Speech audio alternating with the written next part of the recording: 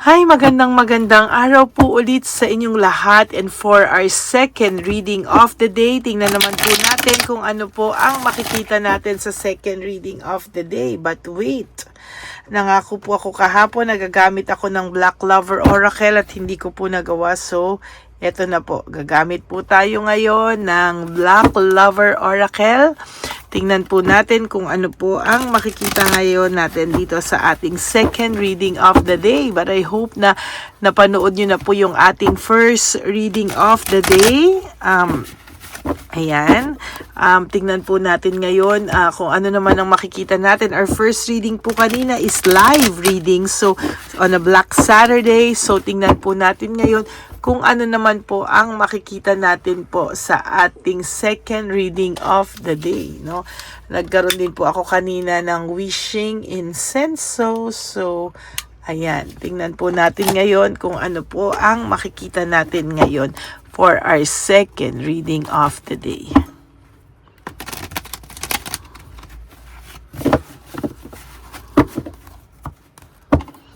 Okay.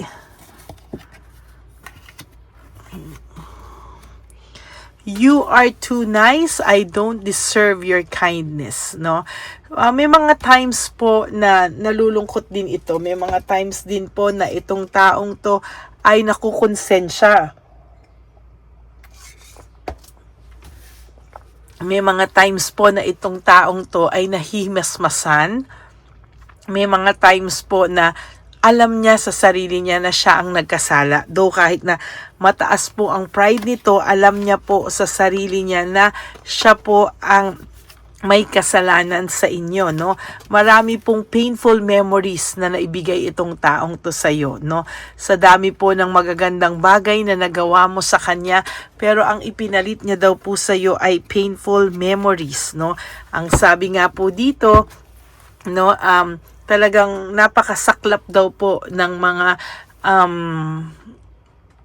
nangyari, no, at naibigay niya sa yung mga alaala, no. Hindi niya man po ginusto, pero hindi naman din kasi masasabing hindi niya ginusto dahil gumawa siya ng isang bagay na makakasakit sa iyo. Though ikaw pa po ang sinisisi na you've triggered me, ikaw daw ang nag-umpisa or ikaw daw ang may kasalanan. Bakit daw niya nagawa ito sa iyo? Eh di wow, no?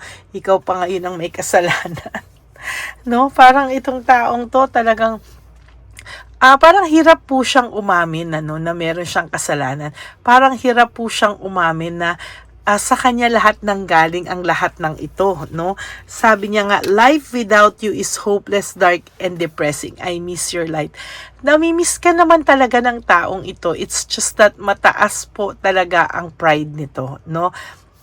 Hindi niya po alam kung ano po ang kanyang gagawin. Hindi niya po alam kung hanggang saan po siya, no? Pero talagang malungkot po ang taong ito at hindi niya po alam kung ano po ang kanyang gagawin. Sabi niya nga, I don't know who I am anymore. Hindi niya po alam kung sino na ba talaga siya, kung ano na ba talaga siya, kung bakit niya nagawa sa iyo ang mga bagay na to. Minsan nagtataka din siya na masaya naman kayo, okay naman kayo, pero bakit daw nagawa niya ito lahat sa iyo? Hindi ka din po mawala-wala sa isip ng tao ngayon na to, no?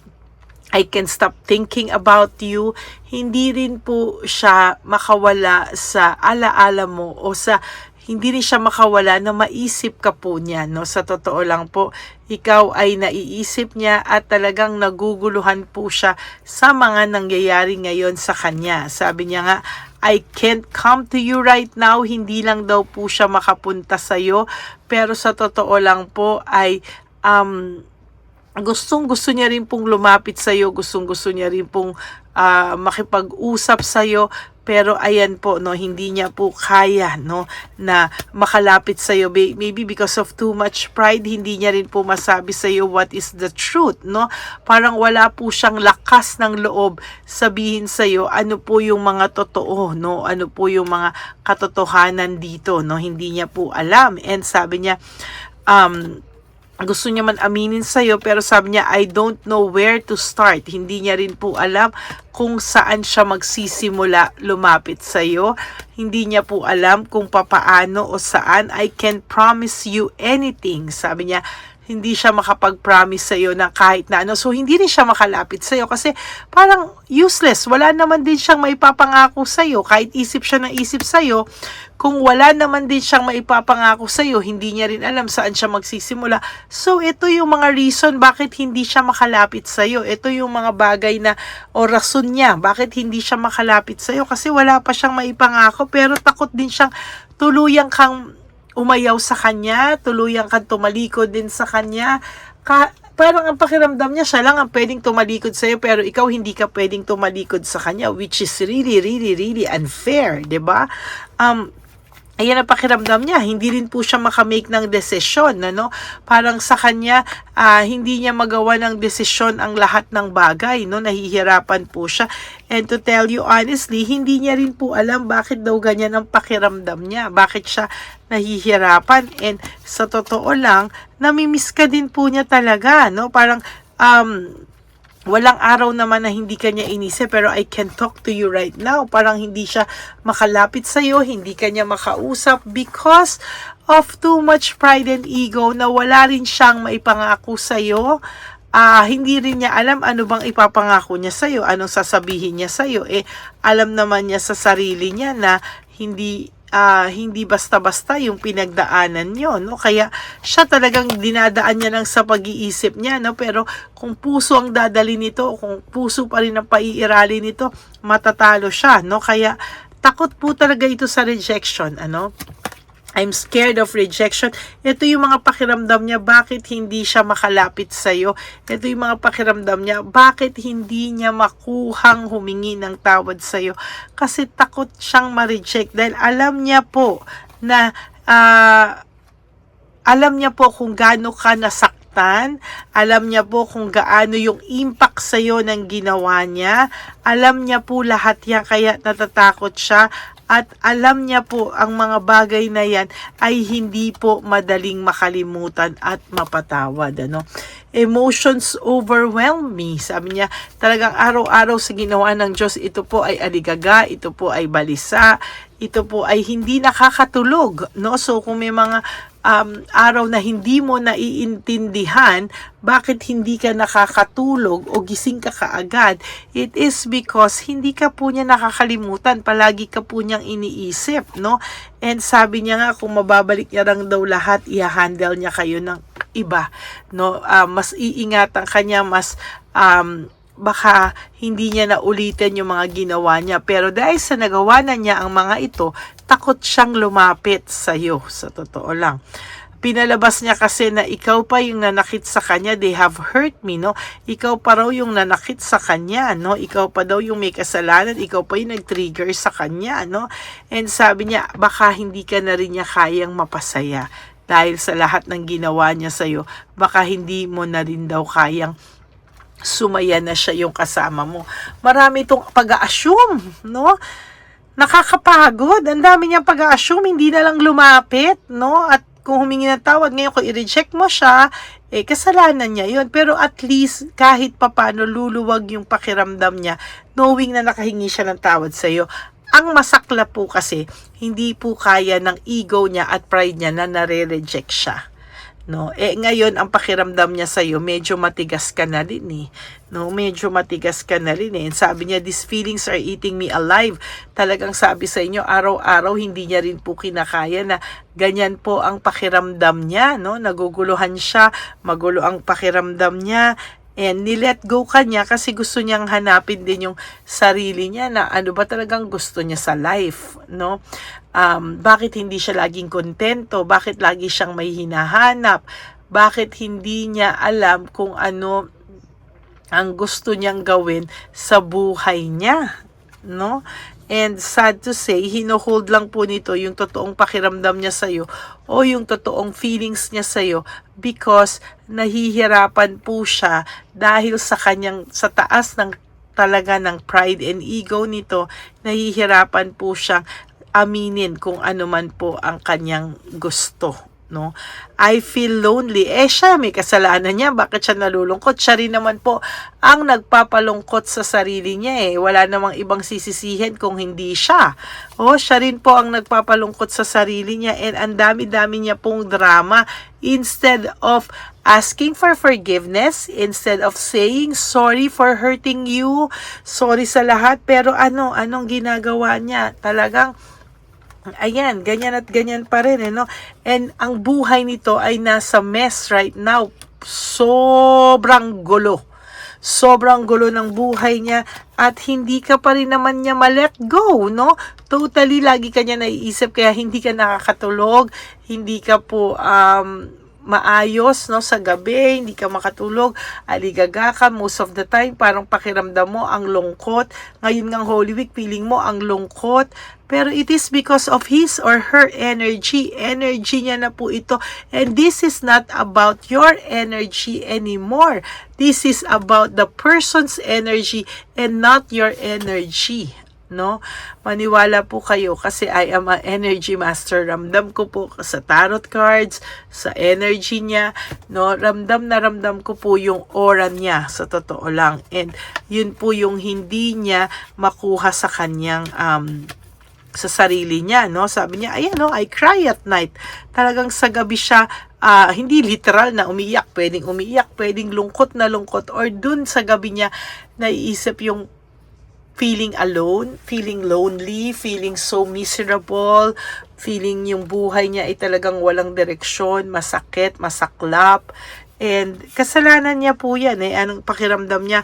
Wala namang ibang makakaintindi sa kanya kung hindi ikaw. No? Iba pa din daw yung pinagsamahan nyo at iba pa rin daw talaga yung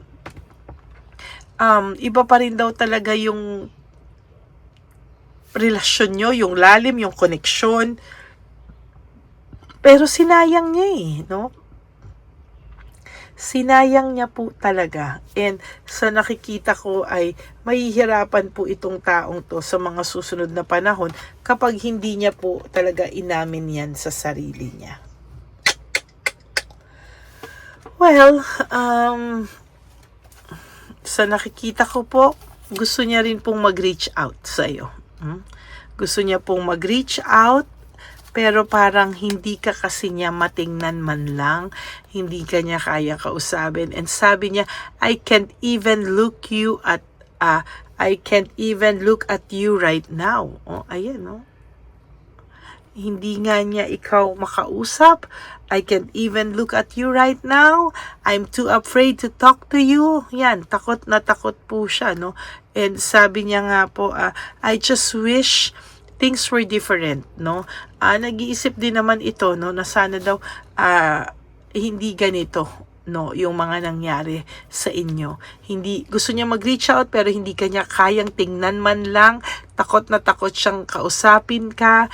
Nagre-resonate ang Black and White Lover Oracle. Sabi niya lang po, I need more time, no? Kailangan niya lang daw talaga ng oras para dito. Pero magre-reach out po ito sa iyo. So yan po ang inyong second reading of the day, no? Kailangan niya lang ng oras pero maniwala ka hindi, magre-reach out po ito sa iyo. Hindi niya po yan kakayanin talaga, no? Yung lungkot ng nararamdaman niya somehow lalabas at lalabas po yan. Okay? So that is your second reading of the day. I hope na naka-resonate po kayo, and if you do, can you please give me a like and comment down below para alam ko naman po kung ano po ang emotions nyo right at this very moment. And for those of you who would like to have a private reading with me, you may message me po at Lady Lee Elena. That's Ladyly Elena. Nasa dulo po yan ng ating video.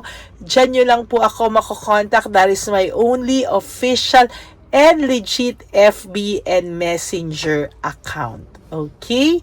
Aantayin ko po ang mga messages nyo kung gusto nyo po talagang malaman if this energy is really for you, and then you may message me po at Lady Lee Elena. Okay? At ang lagi ko naman po sinasabi sa aking mga ever solid, loyal, and faithful na Lady Elena family is that I love you all from the bottom of my heart. Mahal na mahal ko po kayong lahat. And lagi niyo po sanang tatandaan na when you wake up each day, you do 3 things that will make you happy for the day. Always prioritize yourself, forgive yourself, and always choose to love yourself because self-love is still the best love of all. And you have to realize that life is so short. Don't make it shorter by stressing yourself from all the pains and heartaches na binigay sa inyo ng kahapon. Just surrender everything to the divine universe and just let go and let God write your life and love story. Ako po ay magbabalik for another set of reading for our third reading of the day, today Black Saturday.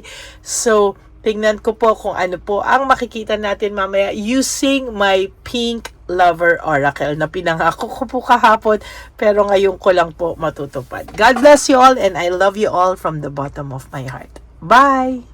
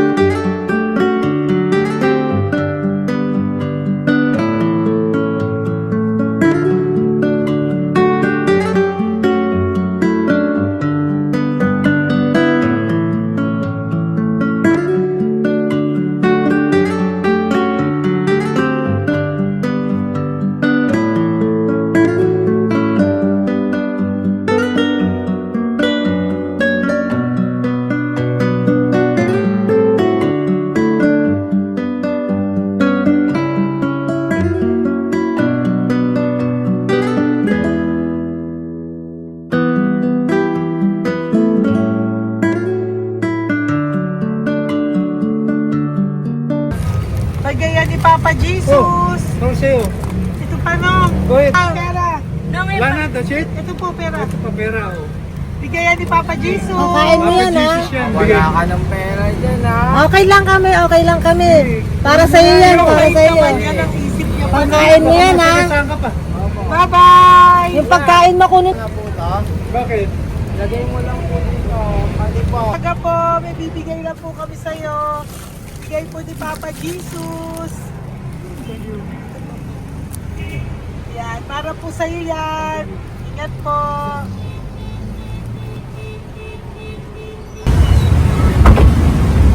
Gandang tanghali po. Bibigay po si Papa Jesus sa inyo. Salamat po. Salamat po. Ito po. Salamat po. Tigisa po kayo sa Pampaw. Thank you po. God bless po, nanay. Ingat po Allah. Opo. Ano naman po. God bless.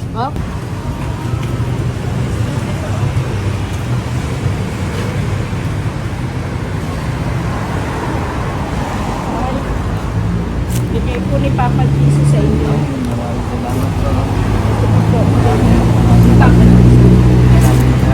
God bless po. Kuya, pangkain mo po yan, ha? Kain ka ba nandyan? Hindi po. Dito po, nasa timbahan po. Ah! Sa Music Ministry. Doon ka nakapwesto. Opo. Sige po, bye po. God bless po. Ingat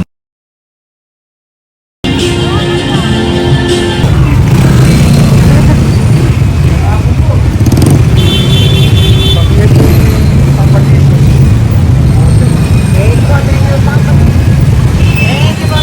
Thank you po, bye po. Meron pa. Bigay po ni Papa Jesus. Yun.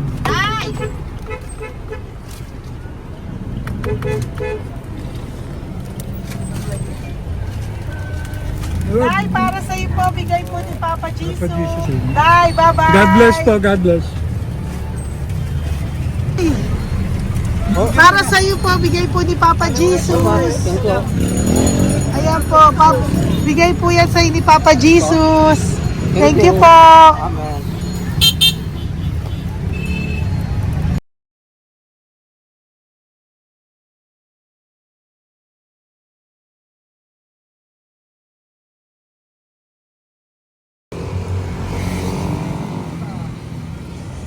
Bigay ni Papa Jesus.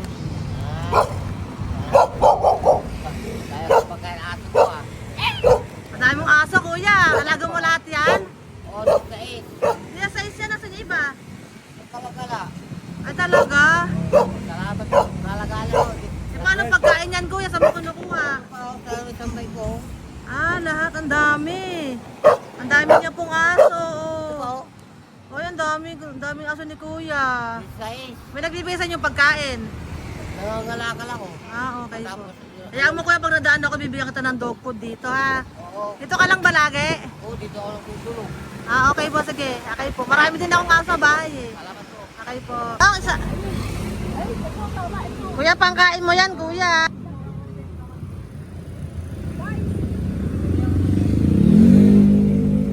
Nangangalakal ka, kuya? Sige po, thank you po.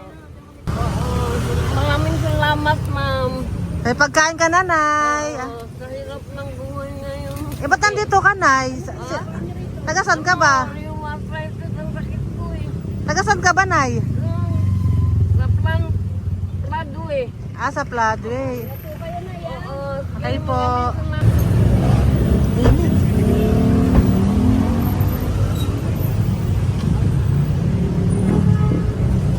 Nay! Bibigay ako sa'yo. Matandaan mo na ako. Ito. Hapon po. Pabigay Si po. tatay. Si tatay. Thank you, Nay. Habay po.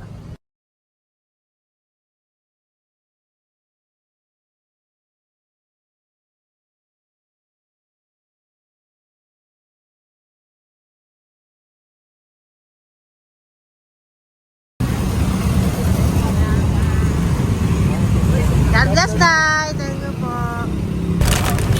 Pabigay po. Ay, bigay po ni Papa Jesus. Salamat po. Bigay po ni Papa Salamat po, Jesus. ate. Ito po. Salamat po. Bigay po ni Papa Jesus. Ito pa po. Salamat po, tay. Salamat po, tita. Bye-bye po. Maraming po salamat. Kayo, ate. Opo, ingat po kayo. Taga-saan po kayo? Taga Tayabas, Quezon po kami. Mga aita po kami sa Quezon, mga katutubo. Sige. Ingat po. God bless.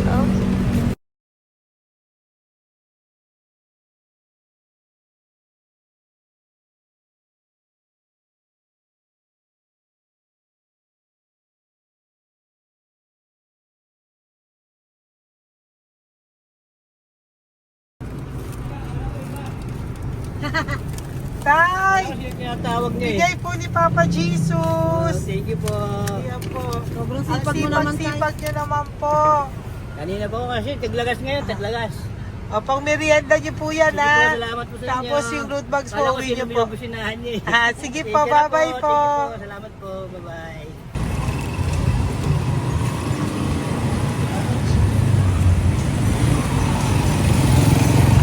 Brother! Basta, mabigay ni Papa Jesus. Ang sa'yo. Ang kaya mo yan, ba't hindi ka makatayo? Na ano ka? Ah, okay. Sige, bye-bye. Hello po! Para sa inyo po, bigay ni Papa Jesus. Thank you very much. Sige po, bye-bye po. God bless you. Tay! Magandang hapon po. Bigay po ni Papa Jesus. Ito pa po, Tay. Para sa inyo po. Bye-bye po.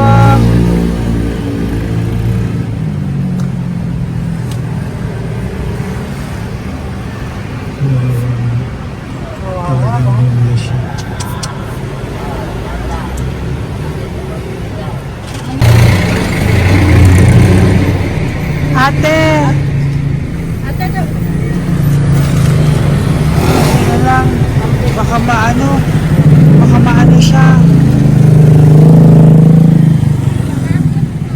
Ito po, oh, bigay po sa'yo ni Papa Jesus. Ito pa po, oh, pera po. God bless po. Okay, taga saan ka po? Sige, ingat ka po, ah. Hello po, magandang hapon po. Ano po? Bigay po sa'yo ni Papa Jesus. Thank you, madam. Tsaka ito pa po, para po sa'yo. Salamat. Thank you po, ingat po. Thank you, ma'am. Sige po. Salamat. Akala ko, ma'am, bibili. Ay, hindi po, para sa'yo po yan. Bye-bye Thank you, po. ma'am.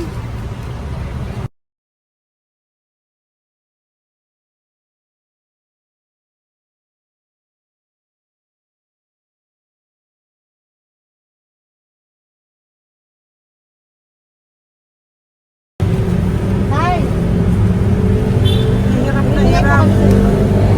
Bibigay po ako ng goso. Hirap na hirap Dito siya. po tayo, dito sa kabila. Hindi mo siya lice pa yan. Kawawa naman. Tay, magandang araw po. Oh Lord. Bigay po ni Papa Jesus. Ay, ito po, ano yung dagdag po. Dagdag po. Bigay po ni Papa Jesus. Thank you po. Thank you po. Kawawa naman. Diyos ko, hindi na siya makaano ko.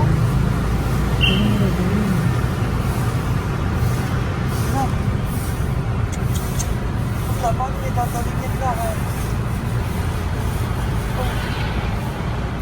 Ano kami yun, narinig ko lang. Siyempre, ang bigat niyan.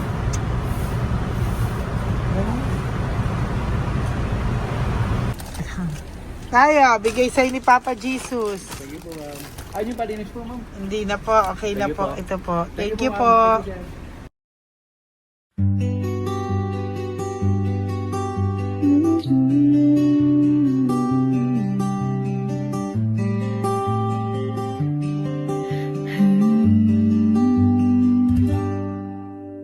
Nasa panahon ako ng kalungkutan, panahon na hindi ko alam ang gagawin. Nalilito, naguguluhan, nagtatanong sa sarili, ano nga ba ang gagawin ko? Nang biglang nag-browse ako sa YouTube at biglang lumabas ang channel mo, ang mensahe na noon ay nilabas mo. Angkop sa nadarama ko. Unang beses lang dumaan ang channel mo sa browser ko. Hindi ako nagdalawang isip na hanapin ang Facebook account mo at mag-message sa'yo. agad ka naman sumagot sa mensahe ko. Hindi ko alam ang damdamin noon, dahil parang may sumungaw sa aking pag-asa. Nang kaliwanagan sa dilim ng gabi, dumating ka, ikaw ang sagot sa panalangin. Salamat dumating ka at nakilala kita, Madam Elena. Nabago mo ang pananaw ko, noon ay malabo, ngunit ngayon ay may linaw na tinatahak. Salamat sa Diyos, ikaw isang anghel